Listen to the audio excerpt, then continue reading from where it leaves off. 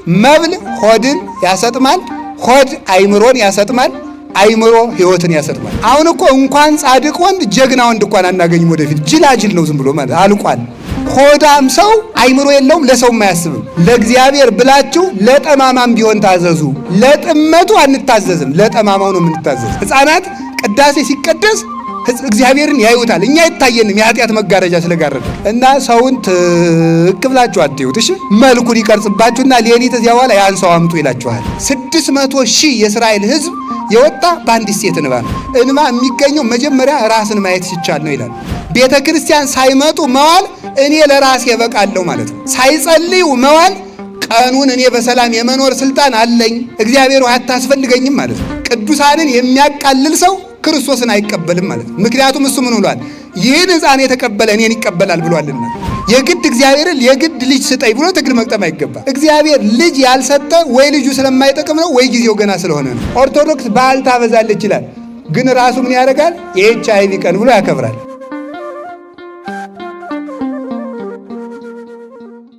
በዚህ ዓለም ላይ ተመልከቱ። አንተም በጠባብ መንገድ ግባ፣ ራስን አክብረህ አትየው፣ ቀላል አድርገው። ጠባብ መንገድን ምረጥ፣ ግዙፍ ነገርን አትውደድ። ስለዚህ ሕፃናት ቀላሎች ናቸው። ስለዚህ እነሱ ጠባብ መንገድን ማለፍ ይችላሉ። አንተም በጠባብ መንገድ እንድታልፍ ብለህ ሰማይ መንገድህ ቀለል ብለህ ኑር። ሲበሉም ቀለል አድርጎ መብላት ማለት ነው። እንደዚያ ነው ማለት ነው። ዮሐንስ አፈወርቅ ብሏል፣ ሆድ እንደ መርከብ ነው ብሏል። አሁን እኔ በጀልባ እየተመላለስኩ ስለሆነ ጀልባይቱን አሁን ትንሽቱን ጀልባ ዝም ብለን ብንጭላት ምን ትላለች? መስጠም። ያለ አቅሙ የሚበላ ሰውም አይምሮው ይሰጥማል። እዚህ በኋላ በጎ ማሰብ አይችልም። ዝም ብሎ መተኛት ነው። እየጸለየ መተኛት፣ ያነበበ መተኛት። አይምሮ ሁሉ ግዙፍ ስለሆነ ጭንቅላቱ ይሰጥማል። ሆድ ምንድን ነው ካላችሁኝ፣ መብል ሆድን ያሰጥማል፣ ሆድ አይምሮን ያሰጥማል፣ አይምሮ ህይወትን ያሰጥማል። በዚህ ነው የሚሰጥመው። ሆዳም ሰው አይምሮ የለውም፣ ለሰውም አያስብም። ገበሬው ራሱ ይሌለ እንዴ በቃሪያ የሚበላ ሰውና በጫማ የሚሄድ ሰው ለጓደኛው ያዝ ነው። ቃሪያው ሲያቃጥለው ዝም ብሎ መገምደል ነው። ረንጀራውን እጨርሰዋለሁ የለ ምን የለ ዝም ብሎ መብላት ነው ማለት ነው። እሱ ለቃሪያው ማብረጃ ነው የሚበላ ዝም ብሎ ማለት ነው። በጫማ የሚሄድም ባልንጀራዬን ሾህ ይወጋዋል አይልም። ስለዚህ ተመልከቱ፣ ለባልንጀራ እንዳናዝን የሚያደርግ ምንድነው? ሆዳምነት ነው። ለቅዱሳን አባቶቻችን ሁሉ ጠባቡ የዚህ ዓለም መከራ አላስጨነቃቸውም አለ። ከፈጣሪያቸው ደረሱ እንጂ አልተቸገሩም። ለምን? ምን ብለው ነው ያለፉ? ቀለል ብለው ስለኖሩ ነው። ቅዱሳን ጠባቡን ሀገር እንዴት ብለው አለፉት ብሎ ይጠይቃል ቅዱስ ያሬድ። እንዴት ብለው አለፉት ይልና ታግሰው ነዋ ይላል። ታግሰው ጸንተው አለፉት አለ። ጠባቡን አልፈው እንዴት ከሰፊ ሀገር ተደረሱ? እና አቡነ ተክለ ሃይማኖት እና አቡነ ገብረ መንፈስ ቅዱስ እንዴት ይሄንን ጭንቅ የሆነ ዓለም አለፉት ሲባል ታግሰው ሰውነታቸውን አቅልለው ወደ መንግስተ ሰማያት መግባት ቻሉ። ጠባቡን ዓለም አለፉት። የሕፃናት አንዱ ጠባያቸው ይህ ነው። ሕፃናት ሳይመረምሩ ይታዘዛሉ። ሳይመረምሩ መታዘዝ ምን ማለት ነው? አይ ይሄ ነገር አይሆንም፣ ይሄ ነገር አይሆንም አይሉም፣ ይታዘዛሉ። እንዲህ አድርግ እሺ፣ ይሄን እንዲህ አድርግ እሺ፣ ሲደረግ የታየውን ሁሉ ያለመመርመር ይታዘዛሉ። እንደዚህ ሁሉ ለፈጣሪያችን ሳንመረምር መታዘዝ አለብን ይላል። ለአባቶቻችንም መታዘዝ አለብን። አባ ጳውሎስ እና አባ ዮሐንስ የሚባሉ ሁለት አባቶች ነበሩ እና ደቀ መዝሙሩን ምን አለው መሰላችሁ? ሂድና ከጅብም የሚበልጥ ከነብርም የሚበልጥ ከአንበሳም የሚበልጥ ከዘንዶም የሚበልጥ ከአውሬ ሁሉ የሚበልጥ አንድ ጨካኝ አውሬ ነበር። ያ አውሬ እየመጣ መቃብር ቤት ውስጥ ከብት እያደነ በግ እያመጣ ይመገባል። ሂድና ከዚያ መቃብር ቤት ውስጥ ከዚያ አውሬ ስጋ ቀምታ አምጣልኝ አለው። መነኩሴ ነው፣ ባይታዊ ነው። እንዴት አድርጎ ይቻላል? ኋላ ጭራሽ ደግሞ ምን ይሉታል? እሺ ብሎ የደሱ ሳይጠራጠር መታዘዝ በተፈጥሮ የማይቻለውን ኃይል ሁሉ ይሰጣል። እሺ ብሎ ሲሄድ ምን አደረገ መሰላችሁ? ወደዚህ አራቅ ሲል ቆይ አንድ ነገር ረስቼ ጆሮውን ይዘህ እየጎተትክ አምጣልኝ አሉት። አውሬውን ጭራሽ ስጋ ዞ መምጣት ከባድ ነው። እንደገና ደግሞ ምን ማለት አውሬውን ዘን እሺ አለ። እሺ አለ። ኋላ ምን አሉ? ራቅ ሲል ደግሞ እንዲህ አሉ። እምቢ ያለህ እንደሆነ አባ ዮሐንስ ነው የሚባሉት። አባ ዮሐንስ ና ብሎ አልበለዋል። ኋላ ሊበላ ሄደ። ስጋውን ይዞ ሊመጣ ሄደ። የአውሬ አገሳ ሊውጠው ስድግው ሊውጠው ሲያገሳ እኔ አይደለሁም አባ ዮሐንስ ና ብለዋል ሲለው እሺ ብሎ መጣለት። እየጎተተ ይዞት መጣ፣ አስረከበው ማለት ነው። ይሄ ሁሉ የሚያመጣው ምንድን ነው? መታዘዝ፣ ለእናት አባት መታዘዝ፣ ለካህናት። እንዲያውም ቅዱስ ጳውሎስ ምንድን ነው የሚለው? ለእግዚአብሔር ብላችሁ ለጠማማም ቢሆን ታዘዙ። ለጥመቱ አንታዘዝም፣ ለጠማማው ነው የምንታዘዝ። ለጠማማው እንታዘዛለን፣ ጠማማነቱን አንቀበልም። ለጠማማ ሰውም ቢሆን ታዘዙ። ለጠማማ ሰው ስትታዘዙ ከመዘለ እግዚእነ ለክርስቶስ እንደምትታዘዙ ቁጠሩት። መታዘዛችሁ ምን ያደርጋችኋል? ያከብራችኋል። አንድ አባ ዳንኤል የሚባል የተከበረ አባት ነበረ። ስሙ የተጠራ መነኩሴ፣ ተአምርን የሚያደርግ በገድል ተቀጥቅጦ የኖረ ኃይለ እግዚአብሔር ያደረበት ነበር። ኋላ አንድ ወንበዴ እናቶች ገዳም አባ ዳንኤል ነይ ብዬ ልሂድ አለ። ሽፍታው ሄደና አንኳኳ። ማን? አባ ዳንኤል። ከፈቱለት። አያውቁትም አባ ዳንኤል። አባ ዳንኤል መጣ ብለው እግሩን አጠቡት። እግሩን አጠቡና ምን አደረጉት? ልብስ ለብሷል፣ ቀሚስ አድርጓል። መጽሐፍ ለዚህ እኮ ነው ከሽፍታ ይልቅ ወይባ የለበሰ መነኩሴን ፍራ የሚለው ማለት ነው። ምክንያቱም ሽፍታ አገሩ ይታወቃል፣ በወታደር ይያዛል። መነኩሴ ግን ዳባ ስለለበሰ ሽፍትነቱን የሚያውቅበት የለም ማለት ነው። ስለዚህ ፍራ አለ። ኋላ ምን አደረገ? ሄድና ለብሷል ቀሚስ። አባ ዳንኤል መጣ ብለው አጠቡት። አጠቡና አንዲት የታመመች መነኩሴት ነበረች። እጣቢውን ሲደፉበት ተነሳች፣ ተፈውሳ ማለት እምነታቸውና መታዘዛቸው አባ ዳንኤልን እንዳጠቡ ተቆጠረላቸው። ወንበዴ አጥበው ምንድን ነው የምታደርጉት? እኔ እኮ ሽፍታ ነኝ ወንበዴ ነኝ አለ። አይኛ አባ ዳንኤል መስለህን ነው። በኋላ እሱም ደግሞ ለካ የእነዚህ ሰዎች ሃይማኖት እንዲህ ያደርሳል ብሎ ተጸጽቶ መንኩሶ ለምናኔ በቃ ደግሞ እሱ ማለት ሽፍታው ራሱ ተመልሶ ማለት ካልተጠራጠርን፣ ሰዎችን ሳንመርጥ ከታዘዝን፣ ጠማማ ነገር ካላዘዙን በስተቀር ካዘዙን ከታዘዝን እግዚአብሔር በዚህ ምን ይሰጠናል? ኃይለ እግዚአብሔር ያሳድርብናል፣ ረድኤቱን ይሰጠናል። ስለዚህ የቅዱሳን የሕፃናት አንዱ ጠባያቸው እሱ ነው። ሕፃን እገሊት አይኗ ጥሩ ነው፣ እገሊት ጆሮዋ ጥሩ ነው ይላል አይልም? አይልም። ይኸውላችሁ ደግሞ ክፉ ምኞት የለባቸውም። ክፉ ምኞት የለባቸው፣ ዝሙት የለባቸው። ወንድ ሕፃን ቢሆን የሴት መልክ አያደንቅም፣ ሴት ሕፃን ብትሆን የወንድ መልክ አታደንቅም። ስለዚህ ምኞትን ቆርጣችሁ ጣሉ ነው። አይ በዚች ነገር ያስተላለፈው መልእክት ብዛት ምኞትን ቆርጠህ ጣል ነው። ምኞትን ለመቁረጥ አይንን መመለስ ነው። ቅዱስ ዳዊት አይኖቼ ከንቱ ነገርን እንዳያዩ መልሳቸው አለ። አይኖቼ ከንቱ ነገርን እንዳያዩ መልሳቸው። ማን ያለ? ቅዱስ ዳዊት። የሰው ልጅ አይምሮ ከካሜራ በጣም ብዙ ሚሊየን ጊዜ አቅም አለው፣ ቀርጾ ያስቀራል። እና ሰውን ትክ ብላችሁ አትዩት። እሺ መልኩን ይቀርጽባችሁና ሌሊት እዚያ በኋላ ያን ሰው አምጡ ይላችኋል። ይሄ ነው አይንህን መልስ ነው። ወጣቶችም አስተውሉ። ሴቶቹም አብዳችኋል መቼም፣ እውነቴን ነው። ጨርቃችሁን እያሳጠራችሁ ራቁታችሁን ፎቶ እየተነሳችሁ ልቃላችሁ። ወንዱ አይኑን አፍጥጦ እዚያ መሃል። አሁን እኮ እንኳን ጻድቅ ወንድ ጀግና ወንድ እንኳን አናገኝም ወደፊት። ጅላጅል ነው ዝም ብሎ ማለት አልቋል። በሴት ፎቶ የነሆለለ ነው በእውነቱ ማለት ነው። ይሄ እኮ ነው። አታውቁም? ሴቶች ታይተው የመወደድ ጸጋ አላቸው። የዚህ ምስጢር ደግሞ እነግራቸዋለሁ የሌላ ቀን። ታይተው ነው የሚወደዱት። ለምን መሰላችሁ? አዳም ሔዋንን ስለጠላት እንጨት አብልተሽ አጠፋሽ ስላለ እዚያ በኋላ ሴትና ወንድ ጠበኛው ነው ሊቀሩ ሆነ። እዚያ በኋላ እግዚአብሔር ለሴት ልጅ ምን አደረጋት? ታይታ እንድትወደድ አደረጋት። ስለዚህ ሴትን እያየ ሰው ወንድ ይወዳል ማለት እና አይን ላይ መጠንቀቅ ነው። አይንህን ካልተጠነቀቅ አጥምዶ አናውዞ ይጥልሃል። ታላቁ እስክንድር የሚባለው እስክንድር 127 ሀገሮችን ቀጥቅጦ የገዛው እስክንድር ለወታደሮቹ የሚመክራቸው ምክር ምን ነበር መስላችሁ? በጠላት ሀገር ሂዳችሁ በውሃ ጥም እንዳትሸነፉ፣ በሴት እንዳትሸነፉ ነበር ያላቸው። በምንና በምን ያላቸው? በውሃ ጥምና በሴት እንዳትሸነፉ፣ ካልሆነ ትሸነፋላችሁ ነበር የሚላቸው። እና ውሃ የፈለገ ቢጠማቸው አይጠጡም። እንዲያውም 100 ወታደር ከሚያጠምደው ይልቅ አንዲት ሴት የምታጠምደው ብልሃቱ ኃይለኛ ነው። ይህን ነው ጌታ ያለ። ምንድን ነው? ዝሙትን ተጠንቀቁ፣ ምኞትን ቆርጣችሁ ጣሉ። ህሊናቸው ንጹህ ነው። ሕፃናት ህሊናቸው ንጹህ ነው። አሁን ቅዳሴ ሲቀደስ እግዚአብሔርን እኮ ያያሉ። ይገርማቸዋል። ሕፃናት ቅዳሴ ሲቀደስ እግዚአብሔርን ያዩታል። እኛ አይታየንም፣ የኃጢአት መጋረጃ ስለጋረደን። ልባቸው ንጹህ የሆኑ ሰዎች እነሱን ውዳን ክቡራን ናቸው። ማንን ያዩታልና? እግዚአብሔርን ያዩታልና። ስለዚህ ሕፃናት ይህ ናቸው። ሌላ የሕፃናት ኃይላቸው ልቅሶ ነው። የክርስቲያኖች ኃይላችን ምንድን ነው? እንባ ነው። ይለቀሳል፣ እንባ ያሰጥማል። ብረት፣ እሳት ወይም ደግሞ ሌላ ነገር የማይቀደውን ሰማይ ቀዶ የሚወጣ እንባ ነው። እስራኤላውያን 215 ዓመት በግብፅ ባርነት ሲኖሩ ፒራሚድ እያሰሩ ሲያሰቃዩቸው ዱባ እያበሉ የማይጠቀሙበትን ጡብ ሊቃውንቱ እንዴት ተርጉመውታል? ዛሬ ግብፅ የምትኮራበትን ፒራሚድ የሰሩት ግብፃውያን ናቸው። ያንን ከዚያ ፒራሚድ ግን ግብፃውያን እስራኤላውያን አይጠቀሙ። ያንን ጡብ እየተኮሱ ጭቃውን እያቦኩ ያንን እየተኮሱ ይሰራሉ። እነዚህ የማይጠቅማቸውን የኃጢአት ግንብ የሚሰሩ የምዕመናን ምሳሌ ነው ይላሉ ሊቃውንት። ከዚያ በኋላ ምን አደረጉ? ነፍሰ ጡሮችን ሁሉ ጭቃ አብኩ ይሏቸዋል። አንዲቱ ስትረግጥ ምጡ አመጣ እዚያው ላይ። ኧረ ምጥ ደረሰ ስትል እዚያው ላይ ውለጂው፣ የሰው ደም ጭቃውን ያጠነክረዋል እንጂ ምን ይላል ብለሽ ነው አሏት። እንዲህ አለ ጭክና በእውነቱ ማለት ነው። በእኛ ዘመንስ ይህ አልተሰራም ብላችሁ ምን ያላደረግነው ኃጢአት አለ? የቀረን ነገር እኮ የለም በእውነቱ። እንባዋን አለቀሰችና በእጇ እንዲህ አድርጋ በእጇ ይዛ ወደ ሰማይ፣ እውነት በዚህ ሰማይ እግዚአብሔር አለ ብላ ሰማይ ወደ ሰማይ እንባዋን ስትረጨው ሰማይ በጦርነት የማይከፈተውን ሰማይ እንባዋ አንኳኳው የሰማዩን ደጅ። እግዚአብሔር የምሕረት በሩን ከፈተ። ወንድማቸውን ሽጠው ዮሴፍን ለግብፅ ባርነት ሽጠው እነሱ 215 ዓመት የተገዙበትን የባርነት ቀንበር በአንዲት ሴት እንባ ተሰበረ። ከዚያ በኋላ ሙሴን ያህል ሰው አስነሳ። ክንደ ብርቱን ሙሴን ያለ ሰረገላ ተዋግቶ እግዚአብሔርን ይዞ በዕድ ጽኒት ወበመዝራይት ልዕልት እስራኤላውያንን ከግብፅ ባርነት ፈልቅቆ ፈርዖንን ከነሰረገላው አስጥሞ ይዟቸው ወጣ። ሕፃናት ኃይላቸው እንባ ነው። እኛም ማልቀስ አለብን። ሆነቱ ማለት አሁን ሰው እኮ አያለቅስም። እንባን እንዴት ማግኘት ይቻላል የሚል ሊቃውንቱ በጣም ብዙ አመስጥረውበታል። እንባ የሚገኘው መጀመሪያ ራስን ማየት ሲቻል ነው ይላል። ማንን ማየት ሲቻል? አሁን እንባ የለም። ቢለቀስ ግን እግዚአብሔር ለሀገር ሰላም ያመጣል፣ መፍትሄም ያመጣል፣ አንድነትም ይመጣል። 600,000 የእስራኤል ሕዝብ የወጣ በአንዲት ሴት እንባ ነው። ማልቀስ ከተቻለ ይህን ማምጣት ይቻላል።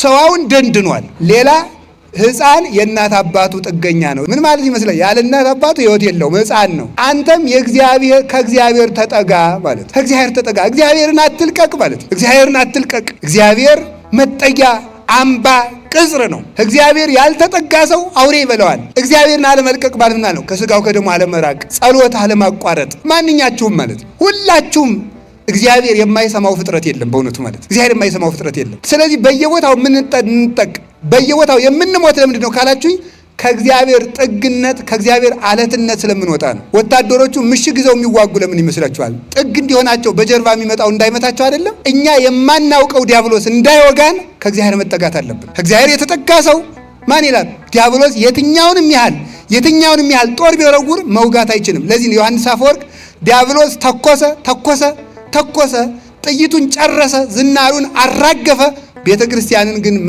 ማጥፋት አልቻለም ብሎ የተነገረው። ስለዚህ ከእግዚአብሔር መጠጋት ማለት አቅምን ማወቅ፣ ከቤተ ክርስቲያን መጠጋት። እንዲያው ቤተ ክርስቲያን ሳይመጡ መዋል እኔ ለራሴ እበቃለሁ ማለት ነው። ሳይጸልዩ መዋል ቀኑን እኔ በሰላም የመኖር ስልጣን አለኝ፣ እግዚአብሔር አታስፈልገኝም ማለት ነው። ማታ ሳይጸልዩ ማደር ሌሊቱን እኔ ራሴ እበቃዋለሁ፣ ለሌሊቱ ጥበቃ አንተ አታስፈልገኝም ማለት ነው። ሲበሉ አለመጸለይ ምግቡ ጤና እንዲሆነኝ ራሴ ማድረግ እችላለሁ፣ አትባርከው ማለት ነው። ያለልን ሳይጸልዩ ማግባት ትዳሩን እኔ ራሴ እበቃዋለሁ፣ ግድ የለም እግዚአብሔር አትምጣብኝ ቤቴ ማለት ነው። ይሄ እኮ ነው በእውነቱ። እግዚአብሔርን ጥግ ያደረሰው ሰው ግን ያልፋል። እንዲያውም እኮ በዱዲያኖስ ዘመነ መንግስት የዱዲያኖስ ኃያላን የሆኑ ክርስቲያኖችን ድንጋይ እየወረወሩ ሲመቷቸው ወይ ክርስቶስን መርጣችሁ ሙቱ ወይ ደግሞ ክዳችሁት ደግሞ ምን አለ ሕይወትን ምረጡ አሏቸው። መርጠን ጨርሰናል፣ ክርስቶስን መርጠናል አሏቸው። እንግዲያስ ብሎ ድንጋይ ሲወረውሯቸው ለነሱ የሚወረውሩት ድንጋይ የዱዲያኖስን ታዛዦች እየተመለሰ ይመታቸው ነበር። ማን ነው ሁሉ የሚያደርግ? እግዚአብሔር ነው። የእግዚአብሔር ጥገኛ ለመሆን ያብቃን። እግዚአብሔር ተጠግተን ለመኖር ያብቃን። ሕፃን ልጅ ማንም ያስብለት? እስኪ ንገሩኝ። ለእኛ የሚያስብልን ማን ነው? እግዚአብሔር ያስብልናል። አትጨነቁ። አሁን ስንጸልይ ሁሉ ጸሎቱ በሙሉ የሚያልቀው በጭንቀት ነው፣ በጭንቀት። ለዚህ ነው የሰኞ ውዳሴ ማርያም ደርሰን ዮሐንስ ወንጌል ደርሰን የምናገኘው። ለምን? ጸሎቱ ውስጥ በጣም ብዙ ጉዳይ አለ። የዛሬ ሳምንት ምንድን ነው መሆን? ለገሌ የምከፍለው ብር ምንድን ነው? ወደፊት የምኖር ከየት ነው? ከማን ጋር ልኖር ይችላለሁ? እገሌ በቀደም ተከናንሞኝ ምን ሆኖ ነው? ጸሎት ላይ ነው ሁሉ ሪፖርት የሚቀርበው ማለት ነው። ለምንድን ነው ስትሉ እግዚአብሔር ያስብልኛል ስለማንል። ሕፃንን እናቱ የምታስብለት ከሆነ እግዚአብሔር እንዴት አያስብልንም? ፍጠረኝ ሳንለው የፈጠረን የማይዘነጋ አምላክ እንዴት አያስብልንም? እንዲህ አድርገን ኑር ለማለት እንደ ሕፃናት ሁኑ አለ። በመካከላቸው ጠርቶ ያቆመው ሕፃን አግናጤዎስ ምጥው ዘአንበሳ ይባላል። ይህ ሕፃን ጌታ ታቅፎ ያስተማረበት ከቅዱስ ጴጥሮስ ጀምሮ የሮም 3ኛው ሊቀ ጳጳስ ነው። ጌታ ታቅፎ ያስተማረበት አግናጤዎስ በዚህ በሮም አደባባይ ላይ ክርስቶስን ካልካድክ ለተራቡ አንበሶች ወሩረን እንጥልሃለን ብለውት ነበረ። እንጥልሃለን ሲሉት ምን እንዳለ ታውቃላችሁ? እንዲህ ነበር ያለው፣ ክርስቲያኖች መምህር ለጊዜው ሃይማኖቴን ክጃለሁ በልና ሰንብትልን እንድታስተምረን አሉት። እሱ ግን ምን ይላቸው ነበረ? ወደ ጌታዬ ከመሄድበት ከመንገድ ላይ የምትቆሙብኝ ለምንድን ነው አላቸው። በሞት በኩል ወደ ክርስቶስ እንደሚሄድ ያውቀዋልና። ተውኝ እንጂ የአንበሶች ጥርስ እንደ ወፍጮ አድርጎ ይፈጨኝና እንደ ንጹህ ስንዴ ለጌታዬ ለኢየሱስ ክርስቶስ መስዋዕት እሆናለሁ። በአንበሶቹ እፈጫለሁ፣ ከዚያ የጌታዬ መስዋዕት እሆናለሁ። እኔ ለክርስቶስ የተዘጋጀው የበቀልኩ ስንዴ እኮ ነኝ ብሎ ነበር የተናገረው። እንዲህ ያለ ቆራጥ ሰማዕት ነበረ። በኋላ ተመልከቱ፣ እሱን የገደሉት ኃያላኑ ጠፍተው የእሱ ዘር ግን ሰፍቶ እነ ቅዱስ ፖሊካርፐስ ሰፍተው ሌሎቹም ቅዱሳን እነ ቅዱስ ሄሬኒዮስ፣ እነ ቅዱስ አትናቴዎስ፣ እነ ቅዱስ ቄርሎስ የክርስቲያን ደም ዘር ነው የሚባለው ለዚህ ነው። ዘር አንዱ ነው ይዘራል፣ ብዙ ሆኖ ያፈራል። ክርስቲያኖች አንዱ ነው ይሞታሉ፣ ብዙ ሆኖ ይበቅላሉ። አግናጤዎስ ብቻውን ሞቶ ብዙ ሊቃውንትን አፈራ። እንዲህ እንደሱ ቆራጥና ሰማዕት የምትሆኑ ሃይማኖተኛ ካልሆናችሁ ለማለት ነበር። ንጹሕ ሰው ነበር። ማን? ቅዱስ አግናጤዎስ። የቅዱስ አግናጤዎስ በረከት ይደርብን። አርያ ምንድን ነው? እንደ ቅዱስ አግናጤዎስ ያለውን የትሕትናን፣ በእግዚአብሔር የማመንን፣ የእውነተኛነትን፣ ከዝሙት ንጹሕ የመሆንን፣ ራስን አቅልሎና ሰውነትን ገዝቶ የመኖርን አኗኗር ካልተቀበላችሁት የኔ ልትሆኑ አትችሉም። ይህን ሕፃን የተቀበለ እኔን ይቀበላል ማለት እንደ አግናጤዎስ ያለ አኗኗር ያለው ሰው እኔ አድርበታለሁ። አንድ ሁለተኛ፣ እንደዚህ ሕፃን ቅዱስ የሆነውን እንደ አግናጤዎስ ያለውን ቅዱስ በምልጃ በረዴት የተቀበለውን ሰው እኔን ተቀበለ። ስለዚህ ምን ማለት ነው? እንደዚህ ሕፃን ያለውን የተቀበለ እኔን ተቀበለ ማለት ቅዱስ አግናጤዎስን የተቀበለ ክርስቶስን ይቀበላል። ቅዱስ አግናጤዎስን መስለው እንደዚህ ያለውን ያለ ይህን ሕፃን ብቻ አላለም። ቅዱስ አግናጤዎስን መስለው የተወለዱ ቅዱሳንን ሁሉ የተቀበለ እኔን ይቀበላል። እንግዲያውስ በቅድስና የተወለዱ ሕፃናትን ቅድስና ማክበር፣ ምልጃቸውን ማመን፣ በስማቸው መማፀን ክርስቶስን መቀበል ነው። ከነዚህም አንዱ አቡነ ተክለ ሃይማኖት ይባላሉ ለማለት ነው። የሁሉ ዙሪያ ቅዱሳንን የተቀበለ ክርስቶስን ይቀበላል። እንዲያውም ቅዱሳንን የሚያቃልል ሰው ክርስቶስን አይቀበልም ማለት ነው። ምክንያቱም እሱ ምን ብሏል? ይህን ሕፃን የተቀበለ እኔን ይቀበላል ብሏልና። ቅዱሳንን የማይቀበል ሰው ክርስቶስ በሱ አድሮ አይኖርበትም። ወደ አባታችን ወደ አቡነ ተክለ ሃይማኖት ልደት ልውሰዳችሁ። እንደዚህ ያለውን ሕፃን የተቀበለ እንደማን ያለውን? እንደ ተክለ ሃይማኖት ያለውን፣ እንደ ቅዱስ ቂርቆስ ያለውን። አቡነ ተክለ ሃይማኖት አባታቸው ጸጋ ዘአብ፣ እናታቸው እግዚሐረያ ይባላሉ። በሸዋ ክፍለ ሀገር የነበሩ የተመረጡ ባልና ሚስት ናቸው። ከተመረጡ ከተከበሩ ቅድስና ካላቸው ቤተሰብ የታጨች የእናታችን የእግዚሐረያ ስሟ የቀድሞ ስሟ ሳራ ትባላለች። ታጭታ ለጸጋ ዘአብ ለንጹሕ ካህን ለንጹሕ ዲያቆን ለጸጋ ዘአብ ታጨች። ስትመጣ ሰራተኛ ነበረች። እጇ ከመፍተል ከመስፋት ከመስራት የማይወዝን ትጉ ታማኝ ንጽሕት ምራት ነበረች ማለት ነው። ኋላ የጸጋ ዘአብ አባት አይቶ ይችንስ ሳራ ብቻ አይደል መባል ያለባት፣ ሳራ ሳይሆን መባል ያለባት እግዚሐረያ ጌታ የመረጣት መባል አለባት። እንዴት ያለች ትጉ ሃይማኖት ያላት ጸሎት ያላት እጇ ከስራ ከማይወዝን። አሁን ዛሬ ሴቱ ትሰራላችሁ? ሰሩም እኮ ልብስ ሲያምራችሁ ፖርሳችሁን አንጠልጥላችሁ እንደ ሰው ቡቲክ ማለት ነው። ነጠላ አትፈትሉ፣ መቀነት አትፈትሉ፣ ጋቢ አትፈትሉ ብሎ ማለት ነው። አሁን ወጥም ራሱ ብዙ የከተማ ልጆች ወጥ እንኳን መስራት የማይችሉ እየሆኑ ነው ሴቶቹ ማለት ነው። በምንም ታምር አይሰሩ።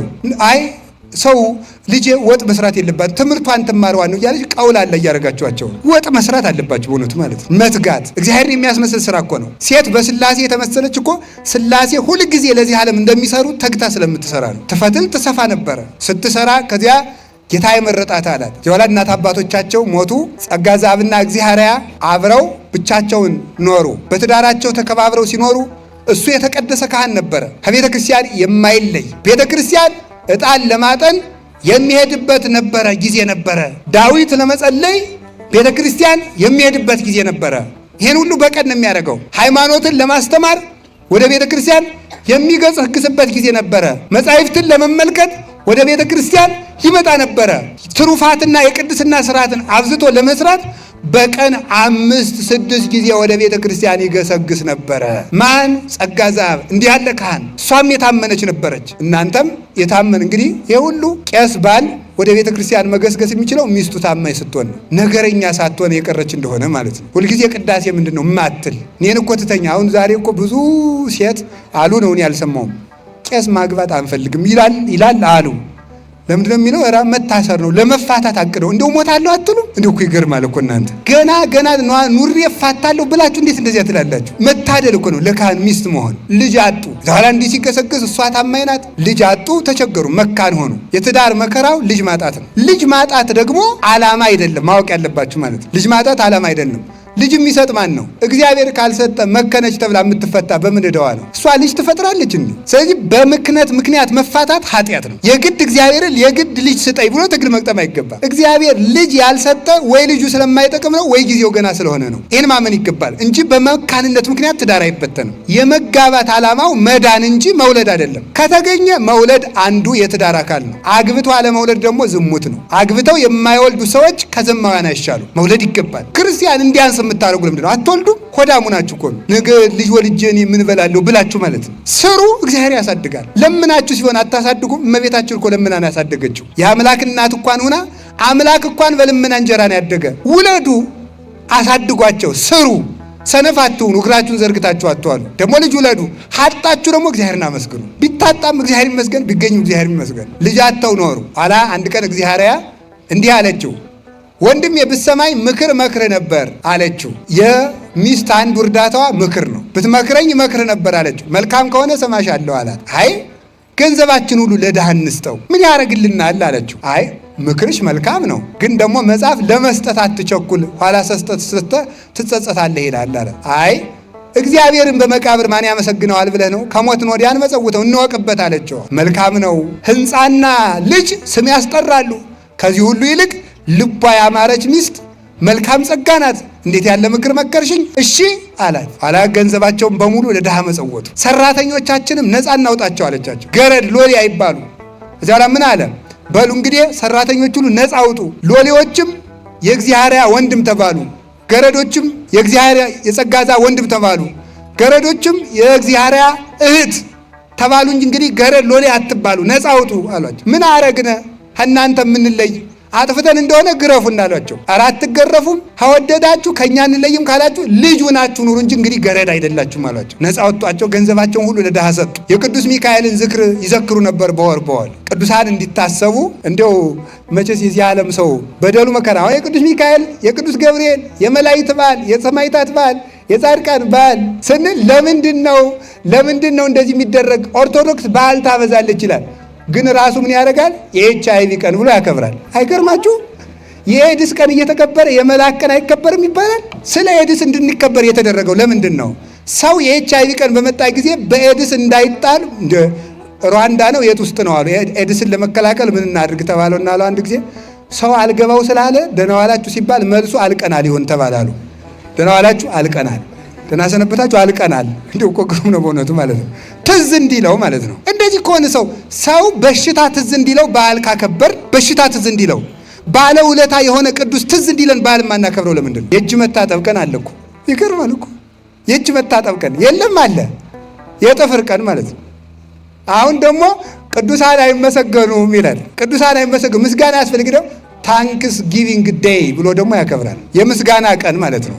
የምስጋና ቀን ተብሎ በዓለም አቀፍ ደረጃ ይከበራል። እዛ ይላል ለውድ ወንድሜ ላቶ ገሌ እንዲህ ስላደረግልኝ አመሰግናለሁ፣ እንዲህ ስላደረግ ተክለ ሃይማኖት አመሰግናለሁ አይባልም። መጽሐፍ ቅዱስ አይፈቅድም። ተመልከቱ ማለት ነው። ሰው አብዶ እዚህ ደርሷል በእውነቱ ማለት ነው። አብዶ ሶፍት ያዋሰውን ባለሱቅ ቴንኪው ብሎ ይሄዳል። ሀገር ያቀኑ ቅዱሳን ደግሞ ሲታሰቡ ደግሞ ነውር ነው ይላል ማለት ነው። ውለታን መርሳት ዲያብሎሳዊነት ነው በእውነቱ ማለት ነው። ሰው የእናት አባቱን ውለታ እንኳን እንዳያስታውስ እያደረጉት። ሲራክ ምንድን ነው የሚለው? የእናትህን ምጥ አትርሳ ነው የሚለው። የእናትህን ምጥ አትርሳ፣ የአባትህን ድካሙን አትርሳው ነው። ሰው ለእናት አባቱ ግድ እንዳይኖረው ሳናውቀው በብቸኝነት ይሄ በራስ ወዳድነት ራሳቸው የሳይንሱ ሰዎች ኢጎ ነው ምናምን በሚሉት ማለት ነው። በራስ ወዳድነት ተይዞ ከራሱ ውጭ እንዳያስብ እናት አባቴስ ቢሆን ለራሳቸው ብለው ተጋብተው ወለዱ እንጂ ለእኔ ብለው ተጋብተው እንዲል አይምሮ የሌለው ሰው እያፈራን በእውነቱ ማለት ነው። እና የቅዱስ ሚካኤል እንዴት ነው ቅዱስ ሚካኤልን ማናስበው? በእውነቱ እናስበዋለን እንጂ እግዚአብሔር እኮ ውለታን የማይረሳ አምላክ ነው። እኛን ውለታ ትርሶ ያለ አምላክ እሱ ውለታ ይረሳል? እግዚአብሔርስ ይቀናል? የቅዱስ ሚካኤል በዓል ተከበረ። ቅዱስ ሚካኤልስ እግዚአብሔር ነው አልነውን? አምላክ ነው ያለው አለ? ቅዱስ ሚካኤል ታሰበ ተብሎ የሚከፋው እግዚአብሔር ልጆቹን ከፍ የሚያደርግ በጸጋው ያከበረን መልኩን የሰጠን እንኳንስ በቤቱ በዓል እንዲከበራቸው የገዛ ስጋውን ሲሰጥ እንኳን ያልነፈገ ፈጣሪ ነው መድኃኔዓለም።